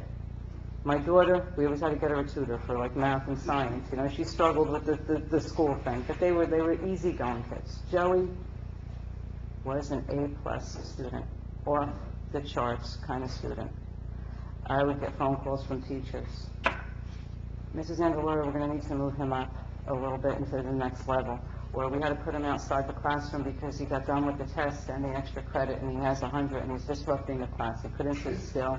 He'd argue, he would debate. He was always the one, if I said, kids, it's 7:30, it's time to go to bed, the other 2 would go, okay, Mom. The other one would go, oh. Yeah, I always it was a debate with everything. And it was just his way. And I think that that became part of his problem, because he always wanted to know how come, why, what for. And I think it was curiosity that got the best of him, because he was smart. And I'll get into his relapse in a few minutes, but he went through school very easily, and got to sophomore, junior year, he wanted to be an engineer, and took his SATs off the charts, smart. But that was around the same time, and I'm going to jump over a little bit. 1995 is when Purdue Pharmaceutical actually came on the market, and that happened to hit everyone's medicine cabinet. If you went and had your wisdom teeth out, or somebody sprained their ankle, or somebody had anything, it was when you went to the emergency room and there was that chart on the wall that was 0 to 10, what's your pain level? And if you said anything more than 0, you were getting, the doctors got happy with that pad. My son didn't start that way. It wasn't by a prescription, but by having that in the family medicine cabinet, and the neighbor's medicine cabinet, and his friend's medicine, parents and grandparents, kids, especially my son who was curious. They had these, what we all know as pill parties, and they tried it. And with that opiate, it's so addictive, 1 or 2 times you can become addicted. Not everybody will, not most will, some. And we'll go back to what you said about changing the name. I'm still going to call it addiction, brain disease, because once you become addicted to an opiate, it steals your soul. It robs you of who you are, and that controls every fiber of your being. And it's a downward spiral, and there's not going to be a good ending to it. You're going to die, you're going to go to jail, or you're going to live the life of an addict for as ever long as you can keep yourself alive. And with today's heroin and the fentanyl, I know if my son was using, he would have, and there was fentanyl then, 2012 there really wasn't fentanyl, nor was there Narcan. I would have had Narcan in my pocket. I would have strapped it to my body if he was home, and just, like you said, to give him a chance to save a life, to give him another shot at recovery, because when he started using, it was pills. And they got the pills here, they got the pills there, and then they bought the pills on the street, and the pills are very expensive, and then they stole from you, and then my son stole things from me, and he became somebody who I didn't recognize. He didn't even recognize himself. He had that look. He was just gone. He was gone. It was just a glaze in his eyes, and we got him. We didn't know it was that he had progressed to heroin. At the beginning, timeline is hard to even remember at this point. But he went to rehab. Started with the rehab. We got him into an outpatient. Just high focus, which I'm sure a lot of you have heard of. He was in high focus. That didn't work. Then we did inpatient. He was in multiple places here in Jersey, and the healthcare system is so broken, and the treatment system is so broken. It was just, we were in and out, you know. After so many days discharged, then you have to go here, and then you have to go here, and then he would stay clean for a period, and then the relapse would happen before the actual relapse happened. With that going on, he became so depressed, and then that's when the depression and the anxiety hit, and then we had what was called a dual diagnosis. We were not only battling the use that he was using to help the depression, and what started out as a recreational curiosity became a lifelong battle. Had he lived, it would have been a lifelong battle. We decided to send him to California to rehab. We wanted to go to school in California. We thought best to get him away from New Jersey, get him away from the people, places, things, triggers, and maybe he would have a shot, go back to school out there. He was out there, we took him out in August, got him set up at school.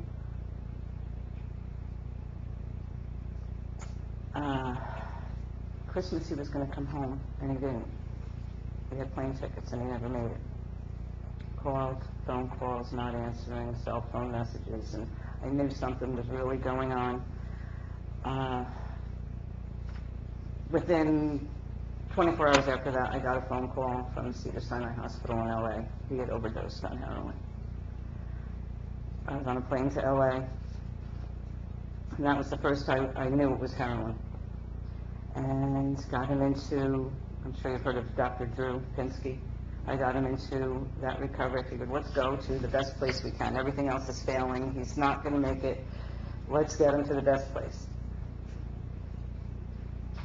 Thankfully, I had the resources to do that. Many, many people don't and don't have the opportunity. You know, I exhausted every dollar we had and every place to get him the help he needed. He was there. I stayed in a hotel. I stayed out there for 3 months while he was in the rehab, and he seemed to be mentally understanding a little better, because he said, that's the first he admitted to me, I hate what happened to me. I hate that I allowed this to happen. I hate that I made that first and second bad choice, that first couple of times, that it led me down this. He goes, and now, he says, it's taken over who I am. It's stolen my family. It's a family disease. He hated what he did to us. He hated what he did to his brother and sister. And he fought the battle as hard as he could. And I thought, at that point, I said, maybe we have some hope. He's not in denial. He's not running out of treatment centers anymore. He realizes that he has the battle of his life ahead of him. And he came back 3 months later, immediately went back into outpatient here, and he stayed clean for a while. And then he wasn't anymore. And then after that relapse, it was the ugliest time of his life. Because you try to, when you relapse or you want to use, you want to chase that first high. You want to get back there, and you don't care about anything. He had no fear of getting arrested. He had no fear of getting shot in Patterson. He had no fear of overdosing in his car. We used to talk about it. It was wide open. I said, aren't you afraid of anything? He goes, Mom, when you want that high, there's nothing more important. It doesn't matter how much I love you, or Dad. It doesn't matter if I'm going to die in the next 2 hours. It's just, that's the grip that this drug has on someone. That's why when you were speaking, families, moms, you think having a family or children, nothing is stronger than the pull that this drug has. And that relapse was so severe, so bad, to a point where, and he stole everything from us, everything that he could possibly steal out of our house. Got home one day and my television was gone off the wall. Every bit of jewelry, like it was gone before we even realized it, you don't, as a parent, you don't think you're enabling, but you are, because you don't really want to believe that the ugliness is as ugly as it is.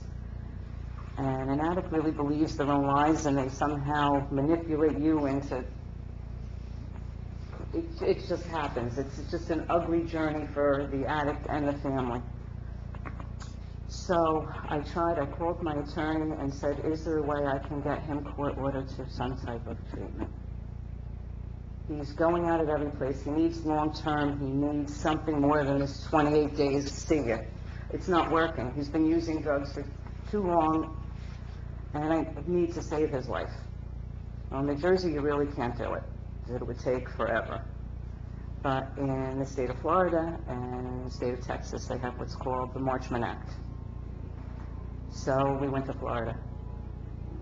Unbeknownst to him, while we were going, because I have family down there, I had prearranged up here with the attorney in Florida, and he was picked up by the sheriff's department, Baker acted for 36 hours, and then transported to the Broward County Courthouse. When they brought him in, I was already in the courtroom with the judge. We had no idea what happened to him. And I had him Marchman acted. And what that does is it took away his adult rights. And he was court-ordered to long-term treatment. And if he tried to leave, he would be arrested. And I had to sign that if he was arrested, if he did try to leave, I wouldn't try to fight the system. I was going to just go along with everything what the judge said, and I would let him go to jail, and I wouldn't try to help him or get him out of it or be the mom again. And it worked.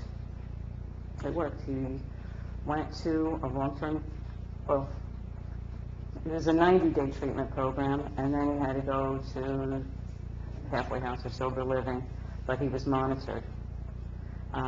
He had to be in court every Tuesday morning in front of a judge during that period of time.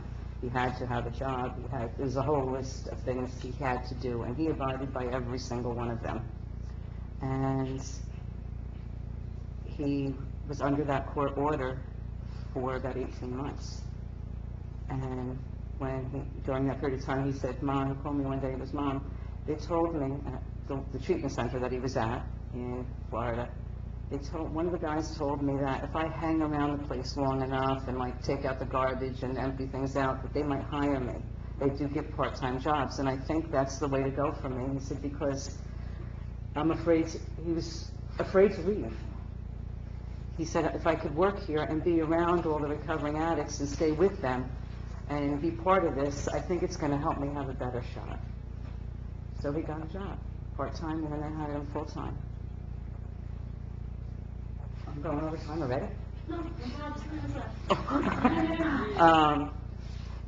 They hired him, I'll talk quicker now. They hired him full-time, and my husband and I went down, I'm just going to fast forward to visit him. It was October of 2012, and we got back on the plane after a week's visit and looked at each other and said, finally, I think he's going to make it.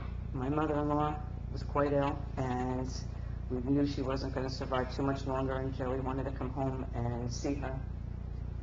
And we went back and forth with this therapist, whether to let him come home. I was afraid to let him come back here, and we thought if we said no, the family doesn't want you here, that we don't think you're strong enough, that he might relapse down there. He still was, in therapy. Well, we made the decision to let him come back for a few days at Christmas to see his grandmother for one last time.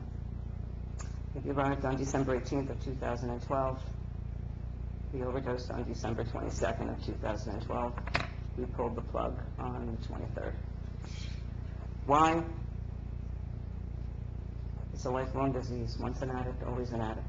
Was it coming back here, seeing how life had progressed while he was gone and how much he had missed and what he had done to himself? Was it running into an old friend, maybe? Well, I'll never know the answer to that, but he overdosed in my bathroom, and I found him on the floor in the shower. Let's put briefly about Los Angeles. I tried a couple of bereavement groups because it's hard for people who have not been touched by addiction or don't understand it. They don't know what to say to me. People are uncomfortable. It makes everybody uncomfortable because of the stigma of that. A regular bereavement group, a mother that lost a child to kidney cancer or somebody to a car accident, they don't want to sit next to me. It's not comfortable for them. I'm not comfortable. I needed a place where I could share what I'm saying, with other parents, because there's so many more like me out there with this epidemic. So I'm a parishioner at St. Mary's. And I went to them and said, I need to start a group. They said, Donna, are you strong enough? Joe went buried Joey 6 months ago. I said, I can do this. I need to be around people and help others.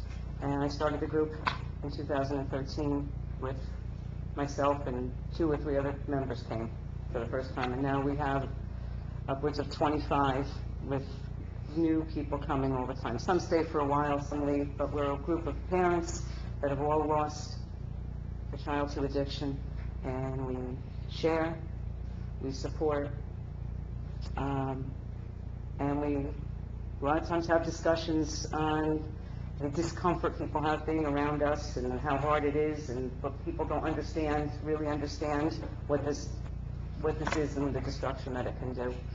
And as a whole, we're trying to help other parents, and we're working on a lot of things with prevention now, and we want to talk to other, like this, and talk to other students, so another parent doesn't have to walk this journey.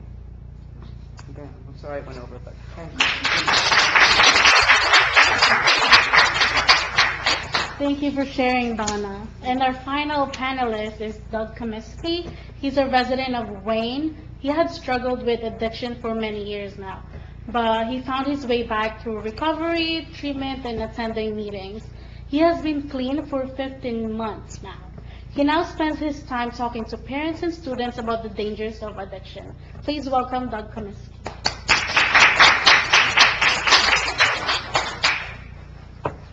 14 months, 5 days, but anyway, I want to thank Donna and Aaron for allowing me to come here and speak. All right, so I'm going to start from my childhood. First off, neither of my parents are alcoholics or addicts. I go to a 12-step fellowship. Because of our traditions, I can't say the actual name of it, because this is being recorded, but I go to a 12-step fellowship, we have meetings, and I identify myself as an alcoholic addict. And neither of my parents are alcoholics or addicts, but it ran in the family. Like they're both of their parents were, and I had a great childhood, raised great, you know, Wayne's a great town, Palm Lakes is, like, all the areas around here is pretty great, except, you know, Patterson sometimes, but, so pretty much, like, my childhood was great, but I always felt like I had this void as a little kid that I was trying to fill, whether it was with dirt bikes, video games, you know, whatever it was. It's like I always wanted more, you know, like I play a video game, oh, all right, I want the next game, you know, I want the better dirt bike, I want this, I want to drive faster, I want to, you know, like adrenaline rushes, different things. I was just trying to fill this hole I felt like I had inside of me with everything and anything, but nothing would fill it. And then, so as I get older, I'm probably in like 6th grade, and I try alcohol for the first time. Didn't like it, threw up. And then around 7th or 8th grade, like someone said, I smoked marijuana. That I did like. Started smoking a lot. I knew addiction ran in my family, but I really wasn't educated about it. And there, they just passed around a bunch of things, and they're like, you know, and then that actually made me curious. They passed around all these things, but there was no education on, oh, what's this going to do to your life? Like, if they would have brought someone in recovery to speak. And that, like, made me curious, and maybe, you know, curiosity killed the cat. I went and tried things. I found that I liked weed, started smoking a lot, but then eventually over the years, I was offered things, I always said no. I'm like, I just stick with weed. And I got offered things, and I'm like, no, and then eventually weed didn't do it anymore. You know, you smoke so much, or you drink, whatever you do, it gets to a point where it's not working for you anymore. And as a kid, I was fearful. I was so afraid. Like, I would leave my friend's house, I was in kindergarten, and I'm 2 houses away, and I would run down the street. Like I'm running from something, but I'm not, there's nothing there. But I'm just so full of fear. And the first time I took that drink or smoked, all that went away. I could talk to anybody, go anywhere, no fear, no anxiety, and that's what I've been looking for my whole life, like this comfort, like to feel comfortable in my own skin. And that's what, you know, weed and alcohol did to me. It was my solution in the beginning, so I thought. And then I get to high school, and I start hanging around with kids who smoke weed.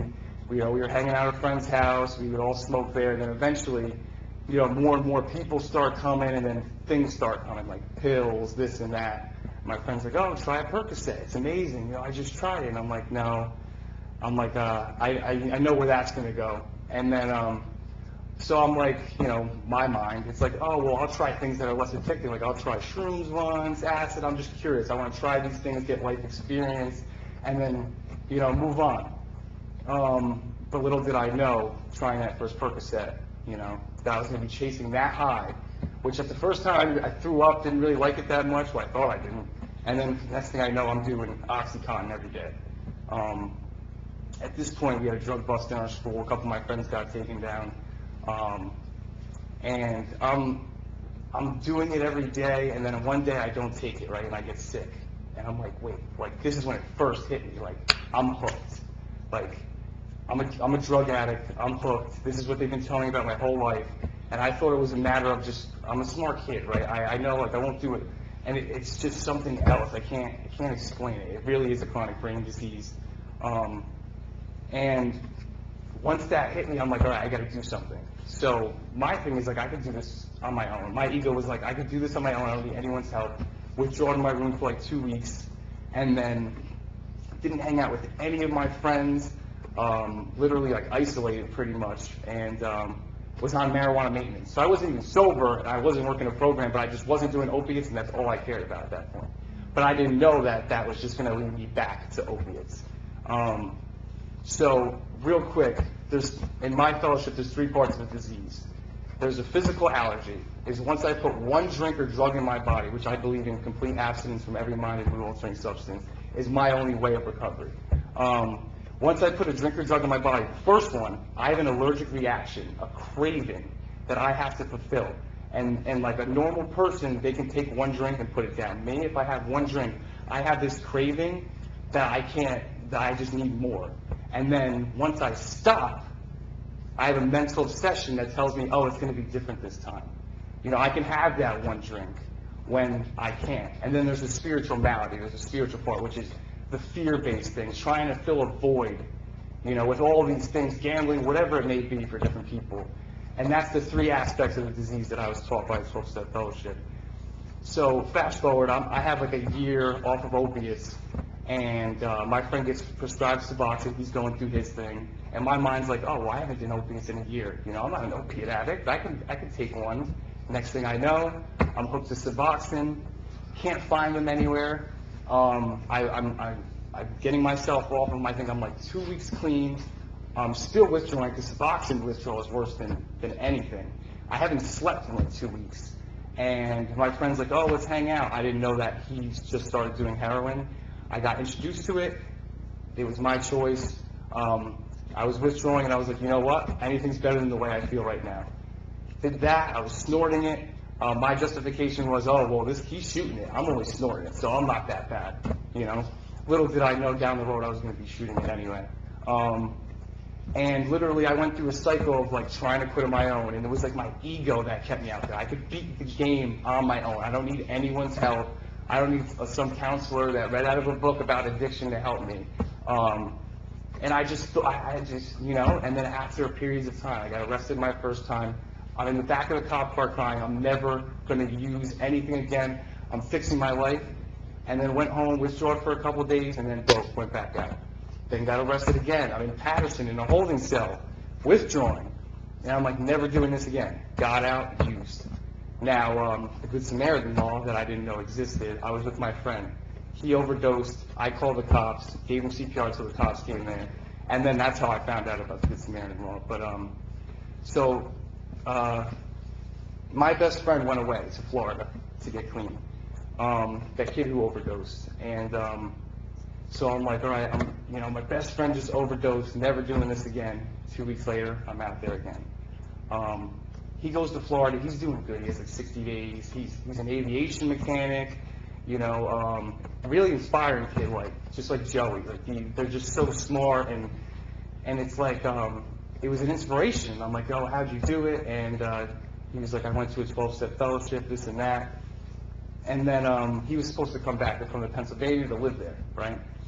And right before he came back, he was supposed to get a Vivitrol shot. So in his mind, it was like, oh, I'm going to get high one time before I get this Vivitrol shot, then I'm really done. That was his last time. He passed away September 5th, 2016. My sobriety date is September 25th, 2016. I felt like such a, I don't want to say POS, I guess, because I still had to medicate during his funeral. So I'm on a substance that he died from at his funeral, weighing like 100 pounds. If you think I'm skinny now, I'm like 160. You know, I was 100 pounds, and Donna will tell you. I was robbing drug dealers from Patterson, I literally, and I don't know how to this day I haven't took $1 from my mom. Maybe there's some, I don't know what it is. I just knew that if I did that, she was going to kick me out the house. So that was the only thing that stopped. But I was robbing drug dealers in Patterson. I could have got shot. I've gotten my windshield smashed in by golf clubs. But my friend passing away was my bottom. I needed to go through all of that pain because you don't want to change with that pain. No one just wakes up like, oh, I'm going to change my life. I needed a lot of pain to hit an emotional, spiritual bottom to where I wanted to change my life. And my friend dying did that for him. He saved my life. So he passed away. I call my friend who's a marketer for a rehab in Texas. I go to Texas. I don't really know anything about addiction. I'm thinking 30 days in and out. I'm good for my rest of my life, career, start figuring stuff out. I get there, and there's this technician there, right? And how much time do I have? All right. So this guy approaches me. He's a technician. Just make sure we don't run away, you know? And he goes, listen, this rehab's awesome, but he goes, it's not going to keep you sober. And when someone's telling me that, I'm like, well, listen, so what do I got to do? Because I'm not, I'm never using it again. Whatever I have to do, never, to not pick up again, I'm going to do. And he's like, listen, I've been clean for 3.5 years. He goes, I did the 12 steps from this fellowship. And he goes, I will sponsor you. So on your free time at this rehab, we'll do these steps, and on 30 days, I'll have you walking out on step 12, ready to go home and go back through the steps thoroughly with another sponsor, but we'll get you on solid ground before you go back home. And I was like, yes. And he asked me some questions. He's like, are you willing to go to any length to stay sober? And I said, yes. He handed me a book. He said, read these chapters, highlight, we'll start working. Got in that book, start doing these things he's suggesting, praying, meditating, reading this book. We start going through these steps. And it literally changed my life. It's designed for living. But it's like someone said, there's no cure, all right? I have, what's it called? I have, spiritual medicine I have to take every day. I got to wake up, I got to pray, meditate, I got to talk to other addicts and alcoholics, and I have to take other people through the steps. Now, I took drugs that changed the way I feel, right? If I help another person, that changes, that makes me feel good, and I'm not thinking about myself. And that's where the solution is. I clean house, you trust God, clean house, help others is pretty much what the 12 steps are. I go back in my life, I make amends, I do different things, I clean up the wreckage of my past, and I try to be a better human being. And the disease is really selfish, self-centered, because I love my I love my parents and my mom and dad so much, but them telling me, why can't you just quit, is not enough. I needed to go through a lot of pain to get to where I'm at today. And, I don't have a lot of time, but I'm blessed. I had a niece that was born when I was 15 days in rehab. I'm helping people. I'm bringing people through the steps today. And being here, this is helping me. Today, this is keeping me sober for today, coming here and speaking. And I'm just trying to do whatever I can in the community because, I have friends dying. I'm in these rooms, and I see people go in and out of these rooms, AA, NA, whatever, whatever A, in and out like nothing. One kid had 90 days doing good. Old-timers got him a job, got his first sober paycheck, overdosed and died. He was supposed to celebrate that day. And that's why this disease is so serious. I could literally sit here and talk about this for hours because there's a lot I want to say. But I'm so grateful for this opportunity. Now I take my spiritual meds every day. I make sure that I'm in a spiritually fit condition, that I'm calling my sponsor every day, that I'm working with sponsees, that I'm trying to help the next person who's willing and who wants it. Because, you can get into a lot of trouble helping people if they're not willing. Someone can get me high faster than I can get them sober. So I have to be careful who I help. But today I'm everything's great. I work at Muscle Maker, but listen, I'm starting at the bottom. I'm working my way up. I'm trying to think about career now and stuff like that. I got a cousin who's a cop, NYPD detective. So I have a lot of respect for cops. I don't know if they'll let me be one with my record. But yeah, I'm just trying to do anything I can to help these days. And, there's a lot of issues we brought up here today. And, I don't know, I feel like maybe we can talk more about different things another time. But as far as, I wanted to touch on like the Colorado thing, I think it should only be strictly medical use. Like if you have cancer, or if you have like MS, or like a serious condition. Other than that, we need to learn what Colorado did wrong when they implement it, and learn from their mistakes, because we have no choice over whether it's going to happen or not.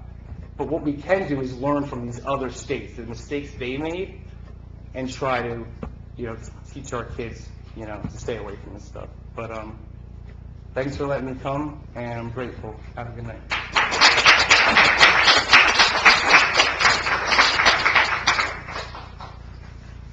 Thank you, Doug. Please give them another round of applause for all our panelists.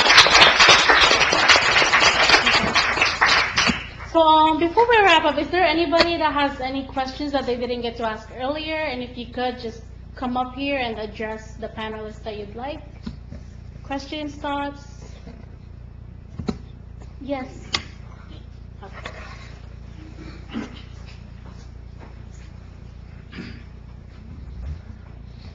Again, Mayor Mike Serra, I want to thank everybody who showed up tonight. It was a great presentation, and Aaron, you did a great job putting it together. It's really good information. My biggest concern and biggest problem with this whole thing is we have to get to the people to hear the message. That's the hardest part of this whole thing, if you ask me. And I think it can be done through the outreach the way we're doing it now, but also reaching out to the parents through sports groups, through any activity where parents are around and bored and have nothing to do. That's a good time for them to listen to what you have to say. Because, they can watch a 5-year-old soccer game for so long before they get bored of watching a soccer game. So I think, we have to try to get that message out a little bit better. I know we do a great job. Somebody brought it up in the schools. We do a great job with Aaron, who's down here. We got a $500,000 federal grant to have this program running, which we're very proud of. But with the schools, it's very hard to get parents to come to listen and do anything. I did do a presentation. Somebody brought up, I did a presentation yesterday to the whole school, to high school, redevelopment. Went out well. The kids were very active in asking their questions. But what the teacher does, she wants to have a parent group with them, where we meet with the parents. She's giving every kid extra credit who gets their parent to come to the redevelopment meeting. I think it's something we should think about doing with this group, within the health fields, or the first aid, or phys ed. Give them extra credit, give them a little something. We had some bid bucks, if everybody knows what bid bucks are. We gave them out as prizes, and I asked questions. The first question, nobody answered the question, they didn't care. Then I said, there's $10 bid bucks, they listened to everything I had to say. So I think we have to use those methods a little bit moving forward with the school. I totally agree. I've spoken a couple of times in the Wayne high schools, and the turnouts once was a big turnout. A lot of times it's like this, they're smaller groups. Parents, still have that, they haven't been touched by this, not gonna happen to me, not gonna happen to my kid. I was one of those parents. I'm sure, everybody feels Did I it. think they were gonna break a window or smash the car or something? Yeah, kids do stupid things. Did I ever think, no. Parents, you have to find a way to make them come. My suggestion at a meeting in Wayman was one day, why can't, so I know before it used to be that before card you had to bring it home and give it to the parent. And that's the only way you saw it. Now the grades are online, parents can go in. This is my suggestion, I don't know if it could ever be done. Don't release those grades online. Have a forum. They've gotten away from that. The schools, we had issues just with having, you used to put it on the backpack and went on the refrigerator, you gotta know, they don't do that anymore. They don't do that. Now you can go online. You get home from work, you go online, check your child's report card. Well, you know what? Once you go on and check your child's report card, grades will be released on the night of November 30th at 7 p.m. Parents need to attend, and on the way out, I don't know, somebody will hit the computer and release the grades. Or something to make them come. I know it sounds crazy, but this has been, for me, it's 5 years my son has gone, and I've been trying to speak and make a difference, and you know what? The epidemic has grown, it's worse than ever. Now it's fentanyl, more kids are dying, and the groups are not growing that are coming to these forums. The parents are still not getting out there because they still have that, it's not going to happen. But it's also the fact, and you touched on it a little bit, This is a Patterson problem, this is not a Pompton Lakes problem, this is not a Wayne problem, this is not a, So I think that message is slowly getting out through the state and through what they're doing, but I think on our side, we have to push it a little bit more to understand it's happening in every town. It's not just Pompton Lakes, or Wayne, or Haleman, or, Patterson. It's every town. So, I'm just, thank you for everybody for showing up, you did a great job, but we need to get a better job getting the message out, that's all. Well, so for high school football games, is there anything that could be implemented at like halftime? Like maybe some briefing or like set some tents up? I think they could be. Not even, I think something like a football game, we happen to be going to the state championship this Saturday. But they wouldn't announce it this Saturday. But, at a pretty important football game, they could make an announcement, hey, on Thursday, we're having this presentation, about drug abuse. A lot of parents are there. That's a good start. I mean, I understand it's hard to get parents out, but I've been doing this a long time. It's hard to get parents out and listen to anything. They have to be rewarded. Unfortunately, that's what they come for. They come for food, they'll come for big bucks, they'll come for whatever it's going to be. But if it gets the message out, it gets the message out. So again, thanks to everybody for coming, and great job.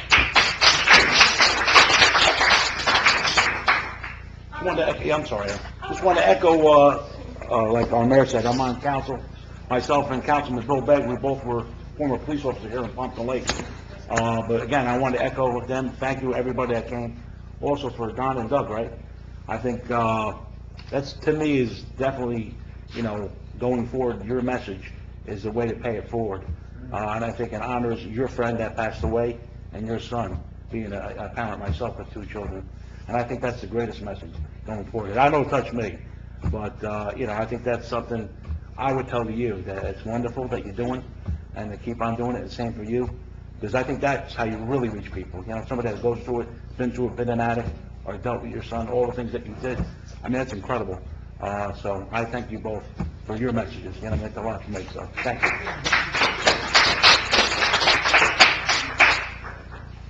I'd like to thank Aaron for organizing this. It was very good. We'd always like to have a few more people here, a lot more people, actually. One of the things that I feel is short-term programs just don't make it in with this. You have to look at long-term. I've never seen where short-term works. 28 days, you're in, you're out, and you're back in the system again. And it just doesn't work. I had the same lecture from you, we had the same lecture at the real estate, State County Real Estate. And it's a shame, but it is a problem that we have out here, and we really need to try and address it more, and be more aggressive about it. Thank you. I promise. I just want to thank everyone for coming out, and thank you for the panelists for coming out. There is food, so please help yourself in the back of the building here. There's also a sign-in sheet. If you could just sign in, I need records for this for grant reporting purposes. Also, because we had the meeting in the town council, this is actually going to air on local channel 77, so you can rewatch it later on, tell your friends that you can rewatch it. Just the whole reason why we do it in the town council meetings is so that you can rewatch it later, because we know we have a low turnout sometimes. So just thank you again for coming, and please help yourself to the food in the back.